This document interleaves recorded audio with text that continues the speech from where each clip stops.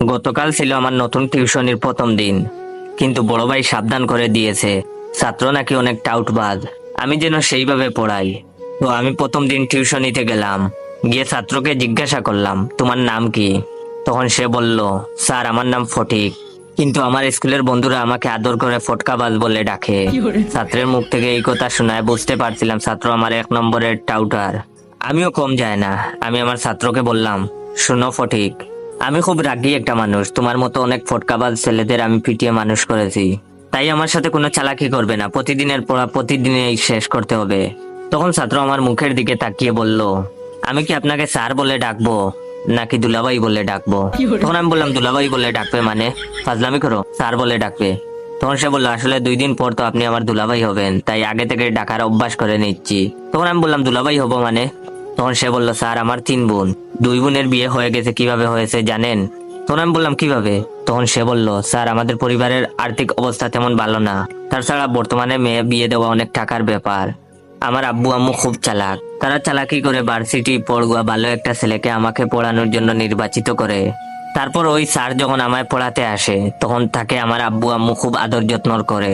পড়ানোর সময় আমার আপু খুব সুন্দর করে সেজে স্যারের সামনে গুড়গুড় করে। তো একদিন আমাকে শিখিয়ে দেওয়া হয় আমি যেন পড়ার সময় মিথ্যা কথা বলে ওয়াশরুমে চলে যাই, আর আমিও তাই করি। তখন আপু স্যারের রুমে এসে দরজা বন্ধ করে দেয়, আর একটু পরেই আম্মু আব্বু দরজা ধাক্কাধাক্কি করতে থাকে। তখন আপুটা কান্না ভেজা চোখে দরজা খুলে। তারপর আব্বু আম্মু জোর করে ওই স্যারের সাথে আপুকে বিয়ে করিয়ে দেয়।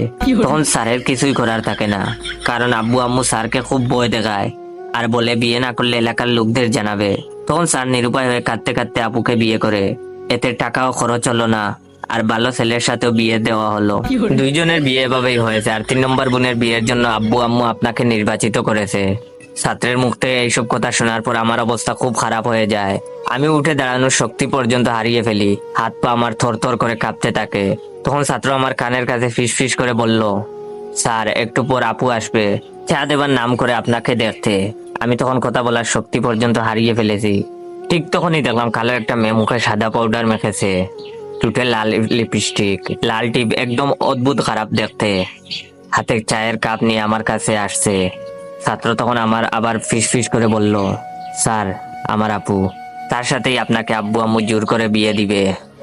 জানি না আমার তখন কি হয়েছিল, শরীরের সমস্ত শক্তি নিয়ে জুড়ে একটা চিৎকার দিয়ে জ্ঞান হারালাম।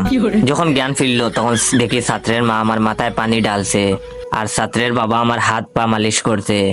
আমি তখন সোজা ছাত্রের মায়ের পায়ে ধরে কাঁদতে কাঁদতে বললাম, আন্টি আমায় মাফ করে দেন, আমি বিয়ে করতে পারবো না, আমি খুব গরিব, আমাকে নিয়ে আমার বাবা মার অনেক স্বপ্ন, তাছাড়া আমার গার্লফ্রেন্ডও আছে, ও যদি জানে আমি বিয়ে করেছি তাহলে আমায় মেরে ফেলবে।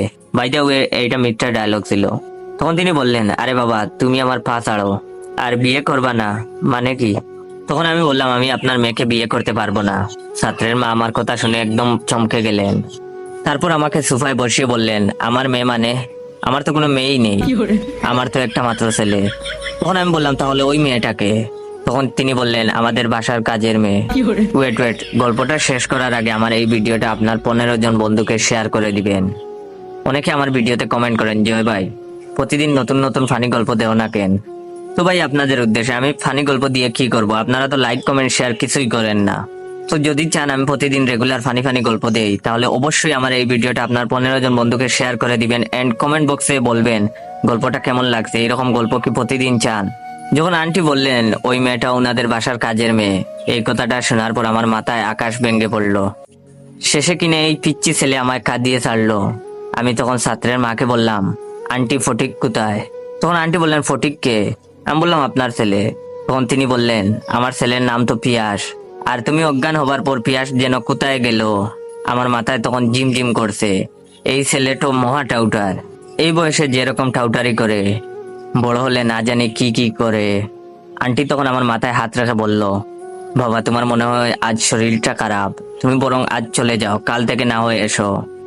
আমি রাস্তা দিয়ে হাঁটছি আর ভাবছি, সারা জীবন আমি মানুষদের সাথে ফটকাবাজি করেছি, আর আজ কিনা আমার হাঁটুর বয়সী ছেলে আমায় কাঁদিয়ে ছাড়লো।